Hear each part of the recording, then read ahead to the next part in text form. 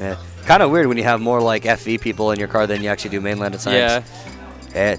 I don't know. Like my carpool was a lot more last minute, so that's probably why like Brett and Pound Cake ended up coming to you first. Yeah. First, I just kind of threw mine together. They asked me like 2 weeks ago or so. Yeah, I only started getting it together like about a week ago, just because I found out that actually no, it was a bit before that, but I never announced it until like a week ago because I was looking for someone to cover my N license since I swore to myself I'd never drive over capacity. I think we're good. Yeah. I mean, you know, I said that when I first got it, and I'm like, nah, screw this. I did try, but after I got that speeding ticket, I'm just like, nah, fam, I don't want to risk this anymore. I guess speeding's different than like. Yeah. Anyways, you clearly were either smart enough, or you didn't run into as many cops at the time, because that was the first time I saw like cops patrolling the highway in the times that I've driven down there, going like some of the speeds I went. Anyways, game 1, Yoshi versus Rosa. Yeah. All right. So I think Rosa's probably supposed to win this matchup. Supposed to, but I can easily see how the mobility of Yoshi can maneuver around some of the worst parts of Rosa. It's just Luma seems so scary for Yoshi to deal with, especially because I assume if you hit like an up air or something, let's say, it'll just break armor, like Yoshi's double jump armor, because it's a strong multi-hit. Yeah, I think one thing that definitely helps towards the counterplay of Luma is realizing that sometimes Luma has a very static way of moving around the stage, and if you have a character that can just drift around the stage or maneuver around, hop over with ease like Yoshi, you might be able to take full advantage of Luma's limited mobility. And just get her off the stage, but nevertheless, like Sandman having no troubles keeping Luma close and getting rid of these stocks. No jump back there in that last stock. I guess he might have caught her on the lunar landing back here on that platform like 20 seconds. Oh my! See, that's another thing too. You can get that weird drag down, and it's like not risky at all for Rosa really, but without a jump, it's just oh no. Yeah, he almost, and I thought Sandman was about to die from that up air, and then that happens. That's the way the cookie crumbles. Shogi just giving the appropriate FE reaction to top tiers. We can show it in the back like this. Yeah. It's like they can see the camera from the top of the TV, so we can do like a. Yeah. It's an amazing. What do we do without that man? I have no idea. Transition. I see you, Shazam. I see you. Chisholm. Thanks for robbing all my money in the theater because you had such good food. Bless. Ooh, Corrin coming out. I definitely think this matchup's more doable. I think Disjoint's definitely has like a decent record on the Buzz, I believe. I don't know. I'm not entirely sure about that one, but who knows? Nope. Either way, I didn't update score because I'm a bad man. I'm a horrid human. There we go. Yeah. There. Alright. Well, disjoints are definitely going to help, especially I would definitely say that Nair is just like one of the most useful tools in that matchup, just covering all around. Also, that would be nice. You stun Luma and hit her away, so it's not like, you know, if you stun someone, you have to still run through them, but now you can deal with Rosa on her own, while Luma is first stun, then hit away. And it's pretty non-committal at like long to mid-range. Even short range is pretty good like that, right? I mean, even if it doesn't hit Rosa and it hits Luma, well, then you just tacked a bunch of the percent to the maximum percent that Luma can take. So it works out in the end. Back air really good too. What can you do about Corrin's back air? Crawl underneath it. Yeah. All right, some slick movement along with just excellent use of these disjoints is just giving Firefly this lead. I'm just scared of how far Firefly's going off stage sometimes. It's just like, if you go off stage without your jump, you might slightly miss Rosa, and then you get down there to like 20. You might just die. Especially as Corrin on Battlefield, you might just miss that weird angle. It's definitely possible. Like, but I just have nothing but praise for Firefly, considering the fact that I'm used to a Corrin who definitely favors his. I have to say, and I am sorry if he's on stream right here, definitely favors his F smash a little bit in neutral. So pretty weird move, you know. It's a pretty weird move, but so I am just very impressed by how much movement that Firefly is trying to put into this whenever he has a chance. Ooh, that was scary. Usually off stage, especially if you have like a weirder recovery, you want to save your double jump, especially if you can make it back with just your up B in the matchup against Rosa, right?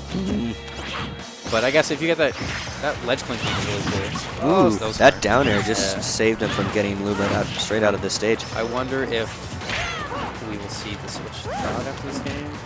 Possibly. So far, he hasn't lost his stock yet. He's kept it. He's losing like just by some off hits in neutral and avoiding.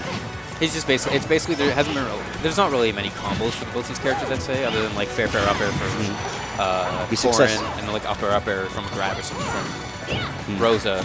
But it's just basically been more Firefly either winning the trades or... There we go. Yeah. I mean, that entire time, like, Sandman was just successfully able to avoid most of the killing follow-ups into every string that Firefly was attempting. So, yeah, it paid out for him, and he was able to just outlive and take off that stock. The question is, can he take this back? Is he going to be able to... Raise the air dodge. Almost had that, but not quite. Rosa's air dodge is really funny to me, because, like, you see them, like, wait, and then just, like, use it 5 times to land. I mean, when you're Cloud, you'll force that out just without question. Oh, this is scary. Ooh, but the down air saving him again. That might kill. Just a wealth. And if anyone in chat knows, because we haven't seen it yet, does anyone know if any of Corrin's throws will hit Luma? Because I assume maybe F throw will or something? Yes, there's actually like a tipper to one of the throws. I believe it's back throw. Okay. That there's a tipper that can hit Luma if it's behind Corrin. Yeah, because I guess that the positioning matters too, but that's kind of cool. So, 1-1 right now in the set. I see Proto... yeah, Proto. Sadly enough, I spent like a good $30 on food in the Cineplex for Infinity Wars. I'm not gonna lie, that apple crumble was pretty good. Maybe not worth $8, but I definitely would have paid $6 for it. Okay. And game 3, Sandman sticking with the Rosa Luma. I guess he kind of liked the platforms, but just wants to kill earlier. Yeah, right? Possibly. I mean, maybe try to mess up the recovery on Corrin's side. But anyways, off to a good start. Okay, so far the juggle is almost start there, but that Nair just came in at the right time in the right place. Just threw back into that. Probably saved his life, honestly. Oh yes, it definitely did. All right, so Sandman applying excellent pressures to Firefly when it was on those platforms. Nair is a weird move sometimes. Corrin's? No, like Rosalina's Nair can be quite a weird move. It's, they kind of work in the same way where they have 2 hits, they have a hit on each side.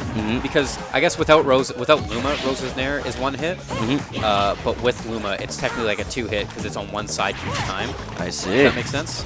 No, it makes perfect sense actually. For me, sometimes it was like a weird move because it never felt like it really did the justice that I see like Rosa did whenever I just like once in a while tried, but I can see just exactly how it's working well for him right now. I wonder if that was a grab attempt from Firefly. I still don't know why this happens, and I think Here Gonna Hammer or like Ruben or someone was trying to figure it out, and I couldn't go on 10 is, when you run to ledge and you try to do something and it just inputs jump? Yep. Yeah. I don't know why that happens. I don't know if anyone knows why, but that might have been what that was like 10 seconds ago where he got that jump there. But anyways, Firefly taking that first stock. Ooh. Oh my god. The patience for both of them there was actually so funny. It was like, who's gonna move? Who's gonna move? Alright, wait, hold on. So I think someone okay, never mind. I thought Zach was correcting me on Corrin's throws for That might he sounded just as unsure as I was. And no jump. That's what I'm saying. Ooh.